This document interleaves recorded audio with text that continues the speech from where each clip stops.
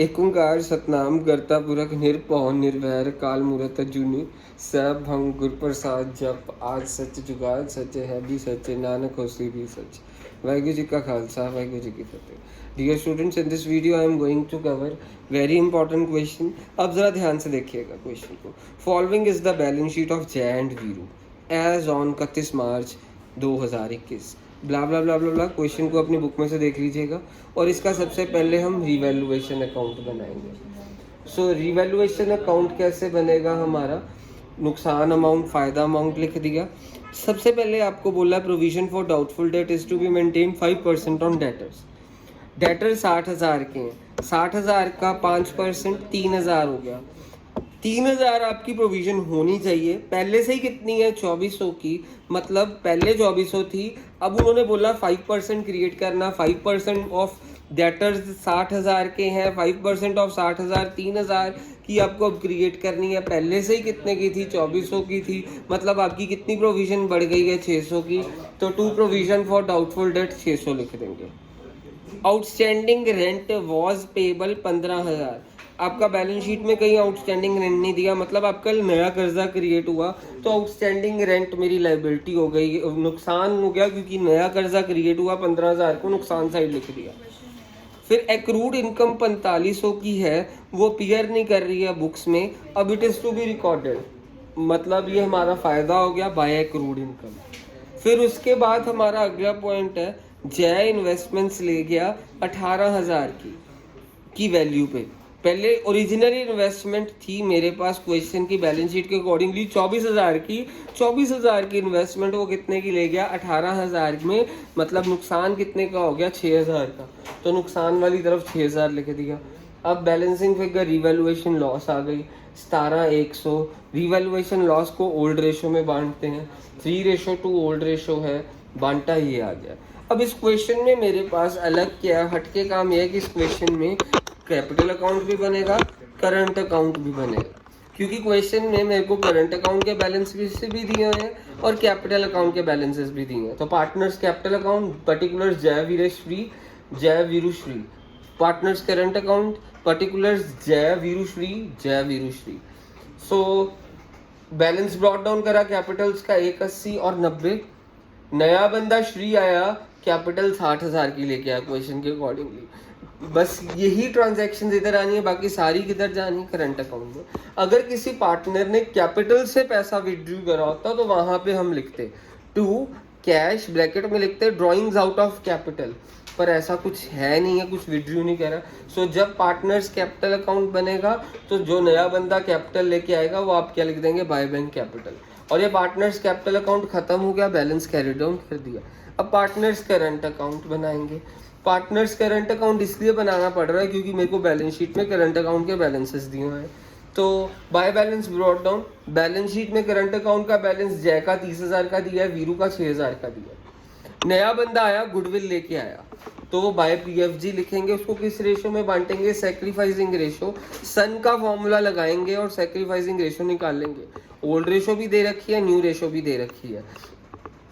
अब मैं इस वीडियो में आपको सैक्रिफाइसिंग रेशो निकाल के नहीं दिखा रहा हूँ क्योंकि वो आपको मैंने बहुत बारी सिखा दी हुई है। तो सन का फॉर्मूला लगाया, 7:3 सैक्रिफाइसिंग रेशो आ गई है। पीएफजी प्रीमियम फॉर गुडविल को सैक्रिफाइसिंग रेशो में ही बांटा जाता है। तो गुडविल निकाली कैसे है? उन्होंने बोला है कि 3 इयर्स का एवरेज प्रॉफिट निकालो। पहले 3 मीन्स पहले साल का, दूसरे साल का, तीसरे साल का डिवाइडेड बाय 3। फिर गुडविल कैसे निकलेगी? मेरे को इन सभी को प्लस करके डिवाइडेड बाय 3 करके 81,000 आ रहा है। एक 2 ईयर परचेज बोल रहा है तो 81,000 इंटू 2 1,62,000। तो अगर ये पूरे फर्म की गुडविल 1,62,000 है, गुडविल श्री की कितनी होगी? 1,62,000 इंटू श्री का हिस्सा कितना है? श्री का हिस्सा है 2/9। सो मेरे पास आ गई 36,000। तो इस 36,000 को ही मैं बांटूंगा सैक्रिफाइसिंग रेशो, दैट इज 7:3 में। 25,200 और 10,800 आ गया। अब उसके बाद हम क्या करने वाले हैं? ये रिवैल्यूएशन लॉस इधर से इधर शिफ्ट ही मार गया। रिवैल्यूएशन लॉस करंट अकाउंट में शिफ्ट कर गया, उधर से उधर चला गया, क्रॉस शिफ्ट कर दिया गया। फिर उसके बाद बैलेंस शीट से हमारी चीज़ें राइट ऑफ करेंगे। सबसे पहले तो एक चीज़ राइट ऑफ करने के लिए क्वेश्चन में बोला है कि जय नाम का बंदा इन्वेस्टमेंट्स ले गया। इन्वेस्टमेंट्स बैलेंस शीट के राइट साइड पे होती है क्योंकि एसेट्स राइट साइड पे होते हैं। तो जब बैलेंस शीट से कोई चीज़ राइट ऑफ होती है तो ऑपोजिट साइड जाती है। इन्वेस्टमेंट बैलेंस शीट के एसेट साइड मतलब राइट साइड पे है, मतलब करंट अकाउंट पे किधर जाएगी, वो लेफ्ट साइड पे। देखो चले गई, 2 इन्वेस्टमेंट्स हो गया, जय ले गया था 18,000 में। उसके बाद बैलेंस शीट में जनरल रिजर्व हमारे लाइबिलिटी साइड मतलब लेफ्ट साइड पड़े हुए हैं, तो जब राइट ऑफ होंगे तो वो किधर जाएंगे, इधर। तो जनरल रिजर्व होते किस रेशो में, right of her cheese old ratio में होती है। ओल्ड रेशो कितनी है, 3:2, मतलब 3:2 में आपने जनरल रिजर्व राइट ऑफ कर दिए 36,000 के, तो आपके पास कितना आया डिवाइड करके 21,600 और 14,400, तो आपके पास ये हो गया। अब उसके बाद आपको क्वेश्चन में और क्या राइट ऑफ करने के लिए, गुडविल राइट ऑफ करने वाली है। गुडविल जो बैलेंस शीट में दी है एसेट साइड में दी हुई है, मतलब वो राइट साइड में दिया, वो किधर चले जाएगी, लेफ्ट साइड में। आपको गुडविल दी है 30,000, 18,000 और 12,000 आ गया, ओल्ड रेशो 3:2 में डिवाइड करा, याद रखिएगा। जब भी आप बैलेंस शीट से कोई चीज़ फेंकते हैं तो ओल्ड रेशो में ही राइट ऑफ करते हैं। रिवैल्यूएशन प्रॉफिट लॉस भी ओल्ड रेशो में ही राइट ऑफ करते हैं, बस ये पीएफजी को सैक्रिफाइसिंग रेशो में बांटते हैं।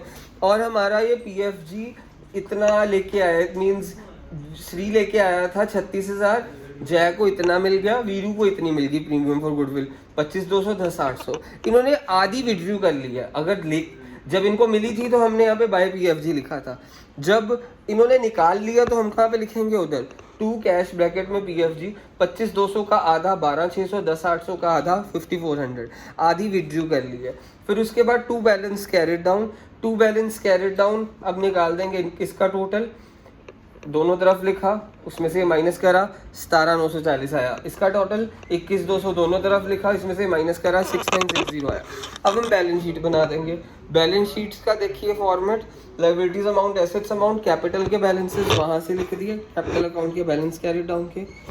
फिर करंट अकाउंट के बैलेंसेस यहाँ से लिख दिए, करंट अकाउंट के बैलेंस कैरी डाउन 17,940 6,960। फिर उसके बाद क्रेडिटर्स में कोई फर्क नहीं आया था। आउटस्टैंडिंग रेंट हमारी नई लायबिलिटी क्रिएट हुई थी, हमने रिवैल्यूएशन अकाउंट में भी शो करी थी, वो इधर लिख दी। कैश एट बैंक में बच्चे गलती करते हैं, बैलेंस शीट में आपको कितना दिया हुआ है, कैश एट बैंक 15,000, नया बंदा आया कितनी कैपिटल लेके आया 60,000, वो हम प्लस कर दी। फिर नया बंदा गुडविल कितने लेके आया, ये प्लस ये 36,000, और 36,000 लेके आया था, 36,000 गुडविल लेके आया था। तो उसमें से देखो यहाँ पे नया बंदा आया था, गुडविल कितनी लेके आया था 36,000, ये प्लस ये 36,000 लेके आया था, माइनस गुडविल विड्रू करी है। गुडविल कितनी विड्रू करी है, देख यहाँ पे देखो, ये गुडविल विड्रू भी कर ली थी, 2 कैश पीएफजी लिखी थी, आधी गुडविल विड्रू कर ली थी, मतलब ये प्लस ये 18,000, तो ये 18,000 माइनस कर देंगे। तो मेरे पास ये क्या आ गया, कैश एट बैंक। फिर डेटर 60,000 के थे, उसमें से प्रोविजन 3,000 की माइनस कर दी। पेटेंट्स में कोई फर्क नहीं आया, फिक्स एसेट्स में कोई फर्क नहीं आया। एक्रूड इनकम हमने एक एसेट क्रिएट करा था रिवैल्यूएशन अकाउंट में, वो हमने यहाँ पे लिख दिया। बस इसमें एक नया पॉइंट ये था, एक तो करंट अकाउंट के बैलेंसेस यहाँ पे आए, और कैश एट बैंक में नया पॉइंट था, नया बंदा कैपिटल इतनी लेके आया, गुडविल 36 लेके आया, और आधी विड्रू कर ली गई है। जिन पार्टनर्स को गुडविल मिली थी वो आधी उन्होंने विड्रू कर ली है, इसलिए माइनस 18,000 कर दिए थे। अच्छे क्वेश्चन खत्म हो गए।